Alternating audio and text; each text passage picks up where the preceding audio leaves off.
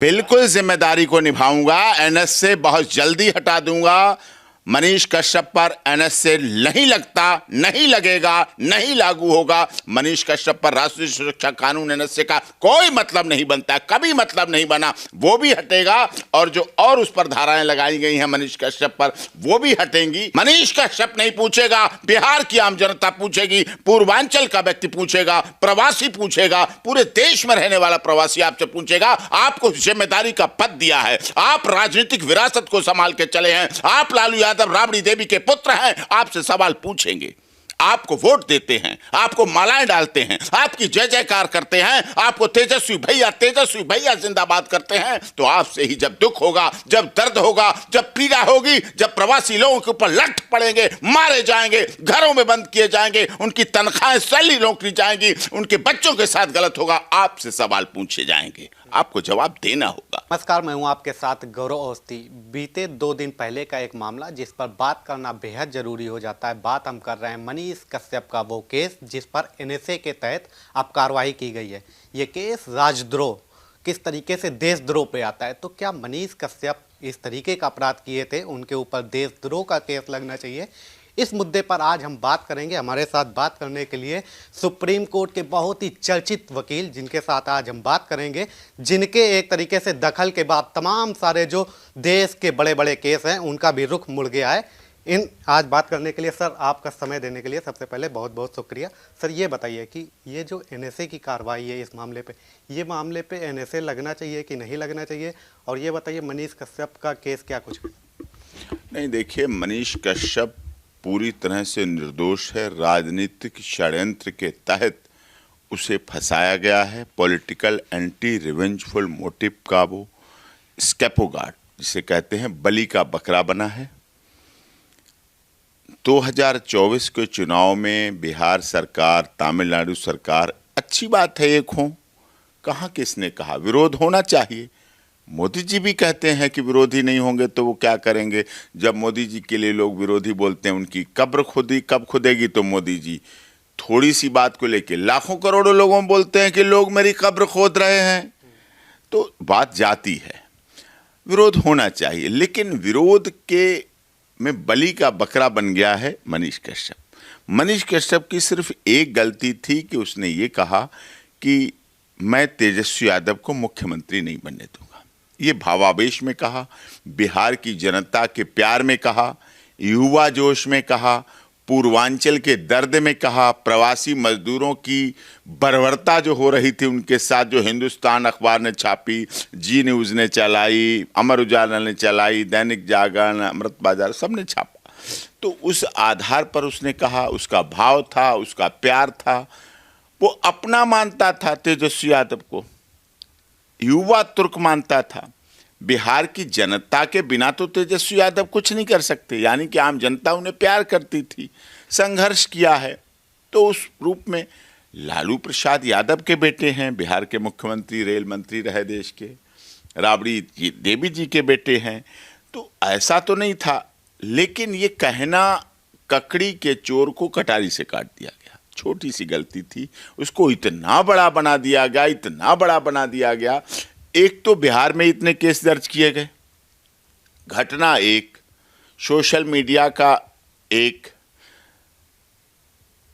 करने वाला एक, इतने केस रजिस्टर्ड हुए। इकोनॉमिक ऑफेंस यूनिट बिहार में दर्ज हुआ, पटना, इस तरह से अलग अलग जो केस दर्ज हुए वो दुखद। उसके बाद फिर तमिलनाडु में दर्ज हुए केस। उल्टा उन लोगों पर दर्ज होना चाहिए था जिन्होंने प्रवासी लोगों के साथ, मजदूरों के साथ, बिहार के लोगों के साथ, माइग्रेंट के साथ जो गलत तमिलनाडु, महाराष्ट्र में करते हैं।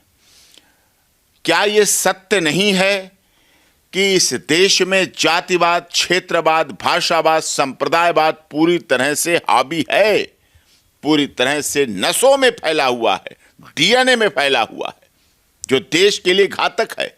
माननीय मोदी जी जातिवाद, क्षेत्रवाद, भाषावाद, परिवारवाद खत्म करने के लिए बहुत तेजी से लगे हुए हैं, संघर्ष कर रहे हैं। भारत देश दुनिया की सबसे बड़ी डेमोक्रेसी है, we are the biggest democracy of the world. We are mother of the democracy. हम दुनिया की हम मदर है। डेमोक्रेसी हमारे यहाँ से शुरू हुई है, हमारे यहाँ से डेमोक्रेसी पैदा हुई है। डेमोक्रेसी कैसे सुरक्षित रहेगी अगर किसी को बोलने की आज़ादी नहीं होगी, विचार अभिव्यक्ति की आज़ादी नहीं होगी, ये स्वतंत्रता नहीं होगी। हम ये नहीं कह रहे हम भारत माता तेरे टुकड़े टुकड़े करेंगे, हम तो भारत माता की जय कर रहे हैं। भारत माता के एक व्यक्ति के साथ, भारत माता के व्यक्तियों के साथ, भारत माता के बिहार के पूर्वांचल के प्रवासी परिवारों के साथ जो गलत हो रहा है, हम उनकी बातों के खिलाफ हैं। होता है, हुआ है। महाराष्ट्र के तो पूर्व के मुख्यमंत्री ने तक कहा है कि हम प्रवासी लोगों को यहाँ घुसने नहीं देंगे, मार के भगाएंगे। कई बार ऐसी घटनाएं होती हैं। लेकिन प्रवासी बिहार का व्यक्ति हो, चाहे झारखंड का हो, चाहे छत्तीसगढ़ का हो, वो लोहा, अभ्रक, मैग्नीज, खनिज, तांबा, पेट्रोल देता है। सर, इस मामले में एनएसए का क्या मतलब बनता है और इस मामले पे जो एनएसए लगा है सही है कि गलत, क्या है? नहीं, राष्ट्रीय सुरक्षा कानून जो नेशनल सिक्योरिटी एक्ट है पूरी तरह से गलत है, उसका कोई औचित्य नहीं। मनीष कश्यप ने कोई भी ऐसा गलत कार्य नहीं किया, कोई ऐसा अवैधानिक कार्य नहीं किया, कोई ऐसा गैर कानूनी कार्य नहीं किया, कोई ऐसा असामाजिक कार्य नहीं किया जिससे कि राष्ट्रीय सुरक्षा खतरे में पड़ती हो। राष्ट्रीय सुरक्षा खतरे को, राष्ट्रीय सुरक्षा के तहत लगाए जाने वाले केस व्यक्ति कहाँ जाता है? जब उस पर पता चलता है कि उस पर केस लगा तो वो सीधे अपने को सरेंडर करता है, खुद जाता है थाने में। जिस पर ऐसे केस लगते हैं, आपने देखा भी पंजाब में वो जो खालिस्तान की मांग करने वाला कौन है? अमृतपाल सिंह। अमृतपाल सिंह को पूरी पंजाब, हरियाणा, एसटीएफ, एनआईए सब ढूंढने में लगे पड़े हैं, भाग रहा है।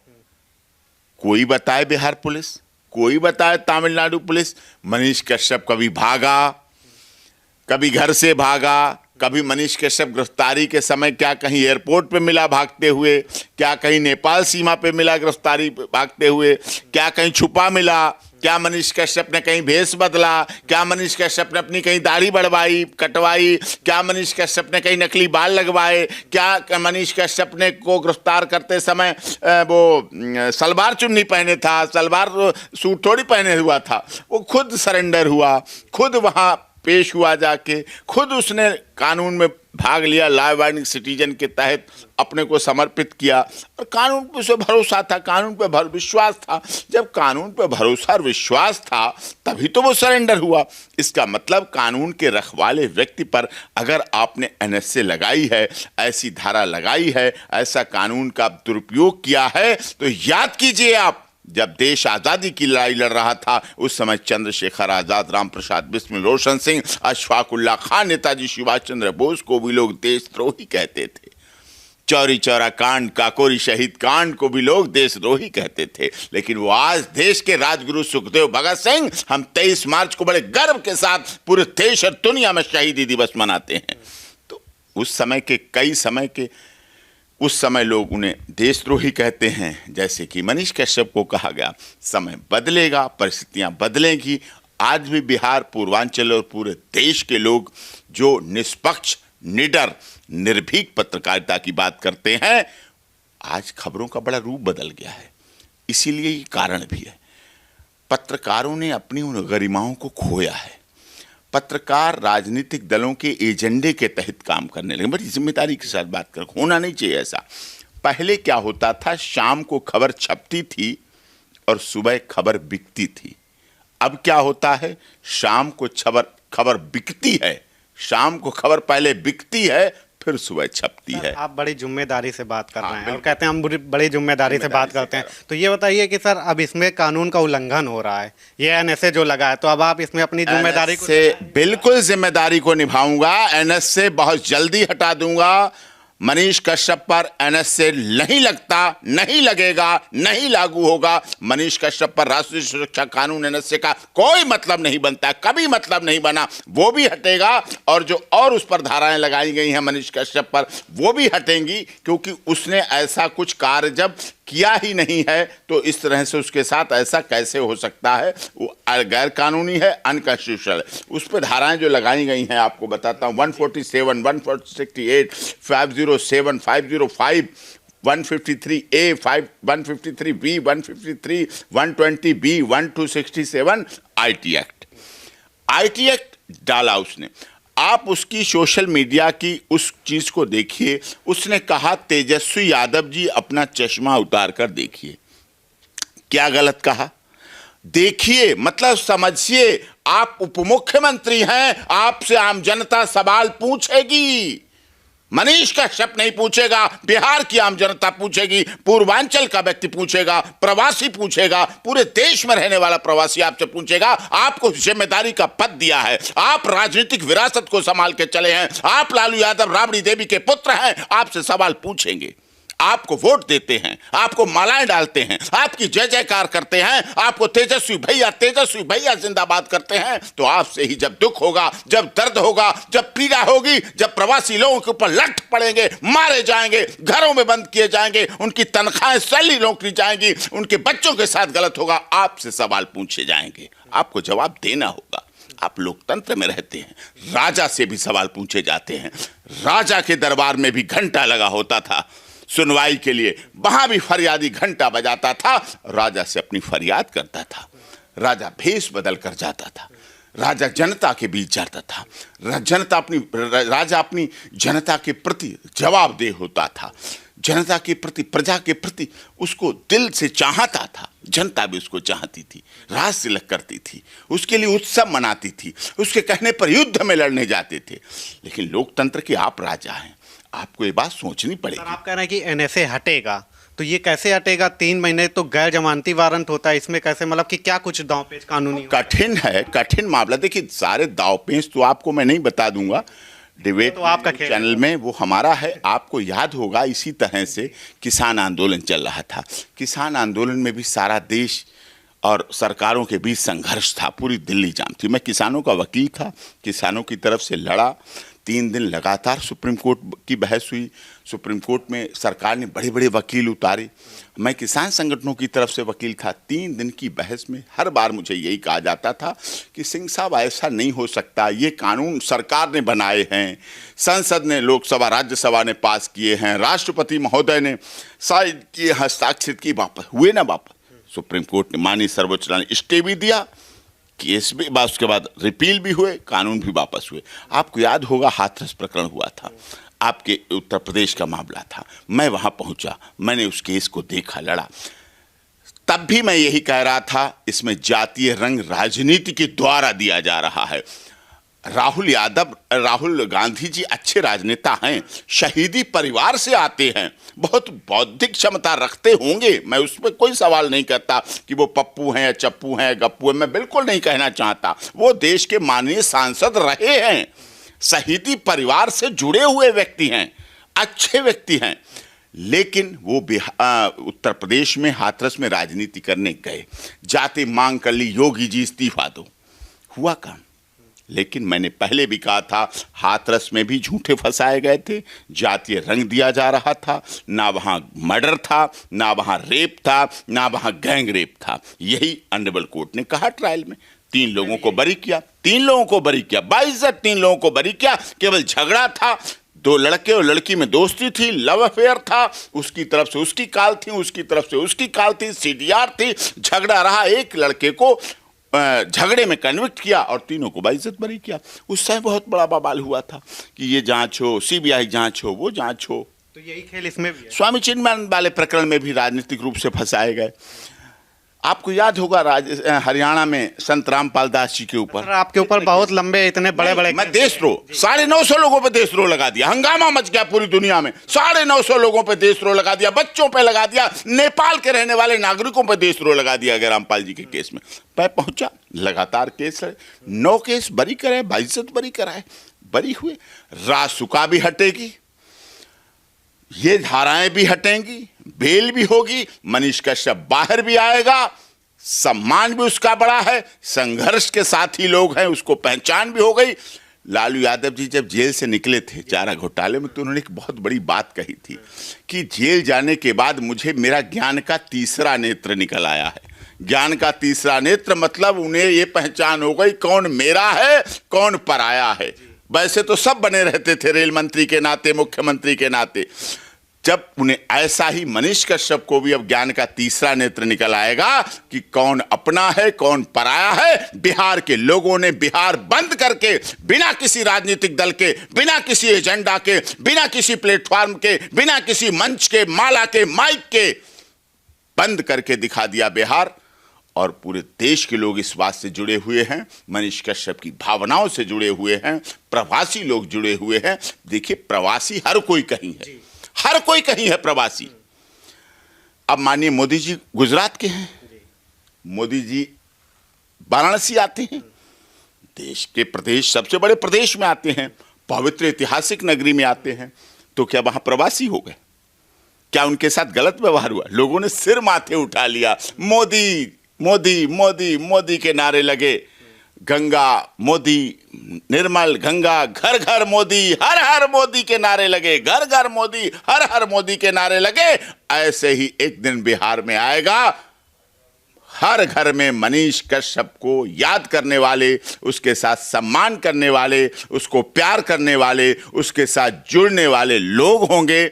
और प्रवासी तो सब जगह जाते हैं, आते हैं, लेकिन एक सवाल, जैसे ये केस तो बिहार का था, उसके बाद इसको तमिलनाडु ट्रांसफ़र किया गया, फिर वहाँ पे एनएसए लगाया गया। अब क्या लगता है, मतलब बिहार सरकार को पूरी तरीके से दखल देना चाहिए इस मामले को कहीं ना कहीं, और क्या लगता है इसमें क्या सरकारों के ऊपर काउंटर हो सकता है क्या अदालत के? हमने बनाया है, हमने माननीय सर्वोच्च न्यायालय में पार्टी बनाया है, तमिलनाडु सरकार को पार्टी बनाया है, बिहार सरकार को पार्टी बनाया है, और उसको इन सबको उसकी फाइल देना मनीष कश्यप वाली अचन, तो वो देना। तो उसमें क्या है, उसमें हमने उन्हें पार्टी बनाया है, तमिलनाडु सरकार, बिहार सरकार और यूनियन ऑफ इंडिया।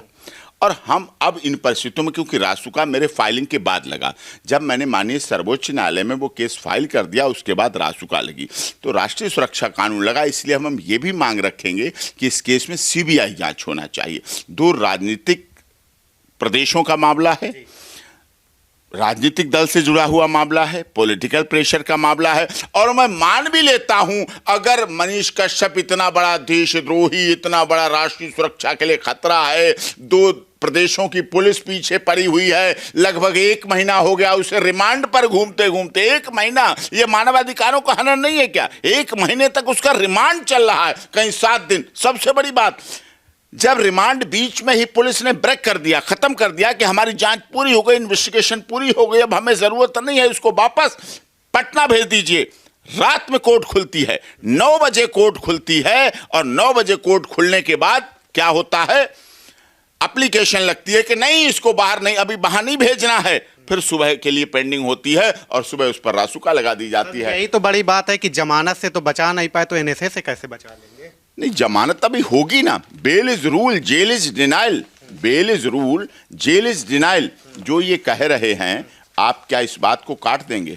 मुझे ये बताइए। देखिए एपी सर की पूरी फाइल है, मतलब ये जहां फाइल खुल जाती है वो केस या तो हल हो जाता है। ये देखिए, ये त्रिपुर से शुरू हुई हिंसा चेन्नई तक पहुंची, 2 लोगों के मरने की आशंका। बर्बर, अगर हिंदुस्तान अखबार लिखता है कि बर्बर, तो तमिलनाडु में हिंदी भाषी मजदूरों पर कातिलाना हमले, स्थानीय लोग चाकू कुल्हाड़ी से कर रहे हैं ताबड़तोड़ वार। ये मनीष कश्यप नहीं कर रहा, ये हिंदुस्तान देश का रिनाउंड न्यूज़पेपर कर रहा है। बर्बर, तमिलनाडु में हिंदी भाषी मजदूरों पर कातिलाना हमला। दूसरी खबर, बिहार जैसे गरीब राज्य का ध्यान पर केंद्र सरकार ध्यान दे। कौन कर रहा है? नीतीश कुमार कर रहे हैं, honourable chief minister of Bihar कह रहे हैं। यानी कि बिहार गरीब है, प्रधानमंत्री जी को ध्यान देना चाहिए। लेकिन क्या गरीबों का साथ ये होगा कि जब वो मेहनत मजदूरी करने जाएंगे तो ट्रेनों में जगह नहीं, डर से घरों में बंद है हिंदी भाषी। हिंदी भाषा, देश Mahatma Gandhi father of nation कह कह के थक गए कि देश की राष्ट्रभाषा हिंदी है। हिंदी लोगों को जोड़ती है, हिंदी लोगों को जोड़ने का काम करती है, हिंदी देश की भाषा है, उसको अपनाओ। नेताजी सुभाष चंद्र बोस बोल बोल के दुख गए। आदरणीय प्रधानमंत्री मोदी जी गुजरात के होते हुए हिंदी में बोलते हैं, पूरी दुनिया में जाके हिंदी में बोलते हैं, अमेरिका में हिंदी में बोलते हैं, लंदन में हिंदी में बोलते हैं, चाइना रूस में हिंदी में बोलते हैं। और इस देश में हिंदी बोलने वालों पर बर्बरता की जाएगी, उन पर दमन किया जाएगा। यह है उस मनीष कश्यप का ट्वीट। तेजस्वी यादव जी चश्मा हटा के इस फोटो को देखिए, मजदूरों के चेहरे पर घाव, और जिस मीडिया ने रिकॉर्डिंग किया है उसका मोबाइल नंबर भी है। कहां गलत है? मोबाइल नंबर देना, जांच करिए आप। एक बार बात करके तो देखिए, क्या पता आप झूठ बोल रहे हैं और मजदूर सच में तमिलनाडु में परेशान है। और हां, इन लोगों की जो मार पड़ी है तमिलनाडु में, वो सच है कि झूठ? सच है कि झूठ? इनकी जानकारी तो आपका प्रशासन ही देगा। डिप्टी सीएम तो आप हैं, मनीष कश्यप तो डिप्टी सीएम नहीं है। डिप्टी सीएम अगर आप बनेंगे, अगर मनीष सिसोदिया जी दिल्ली के डिप्टी सीएम बने हैं, अगर शराब घोटाले में उनकी संलिप्तता है, अगर वो उन्होंने डिसीजन लिए हैं, तो जेल भी वही तो जाएंगे साहब। केजरीवाल तो नहीं गए अंदर, मुख्यमंत्री तो वो थे। एक बहुत बड़ा धड़ा है जो सवाल कर रहा है कि ये पत्रकार का काम थोड़ी है, जो बोल दिया था 13 महीने में सरकार गिरा देंगे, इतने दिनों में। ये गलत था। मैं इस बात से बिल्कुल सहमत हूं। ये पत्रकार का बिल्कुल काम नहीं है। पत्रकार का काम बिल्कुल नहीं है सरकार गिरा देना। पत्रकार तब सरकार गिरा सकता है जो वो पत्रकारिता से हटकर विधायक बने, विधायक बनने के बाद वो नेता प्रतिपक्ष बने, उसके पास 150 विधायक हों, वो एक पार्टी का नेता हो, वो तो कह सकता वही है। सब तो है सर, कि मतलब कि उनका भी तो मजबूत होगा पक्ष, जो सरकार जैसे फंसा। हाँ, ये बात तो इसी की तो सजा भुगत रहा है वो, इसी की तो जेल है, जेल में है वो। आप 1 मिनट जेल रह के देखिए, जेल शब्द बुरा है। वो तो 1 महीने से पीसी रिमांड पे है। लोग 1 दिन पीसी रिमांड में थक जाते हैं, वो तो इतने दिन से पीसी रिमांड में चल रहा है। उसने तो ये सब चीजें लिखी हैं। अब फिर उसी ने तो नहीं कहा, Nitish Kumar express concern over attacks on Bihar labourers in Tamil Nadu. Nitish Kumar ji ने भी कहा कि जो अटैक हुआ है माइग्रेंट्स बिहार के लोगों के साथ, उस पर एक्शन लिया जाए। इसीलिए तो ये FIR रजिस्टर्ड हुई। और इन FIRों पर देखिए, FIR नंबर, एक सीरियल से FIR हुई 3/23 ये लगाई गई, ठीक है, साइबर क्राइम। 4/23, जब 3/23 हो गई तो 4/23 की क्या जरूरत? एक साथ संख्या बढ़ाई गई। फिर 5/23 धड़ाधड़ एक ही काज अफेक्शन, तुम भी लाओ, तुम भी लाओ, तुम भी लाओ। ये सीरियल है। ये सीरियल FIR नहीं होती हैं। FIR एक घटना को लेके एक हो गई, फिर तमिलनाडु में शुरू होती है, मदुरई में, फिर त्रिपुर डिस्ट्रिक्ट में होती है FIR, साइबर क्राइम में होती है। इस तरह से FIRों की लंबी फहरिस्त है। ये चीज जो हुई है गलत है, अन्याय है, अनजस्टिस है। एक आर्मी, अब बैकग्राउंड क्या है मनीष कश्यप की? क्या ये सत्य नहीं है मनीष कश्यप इस देश की सेना में काम करने वाले का बेटा है? क्या इस देश की सेना में काम करने वाले सैनिक का DNA इतना कमजोर हो जाएगा कि वो रासुका जैसे केस में गिरफ्तार किया जाए? उसको देशद्रोह का काम करेगा जो देश के सैनिक का बेटा है। उसके पिता सेना में है। इस देश की सीमा पर सैनिक ही रक्षा करते हैं देश की।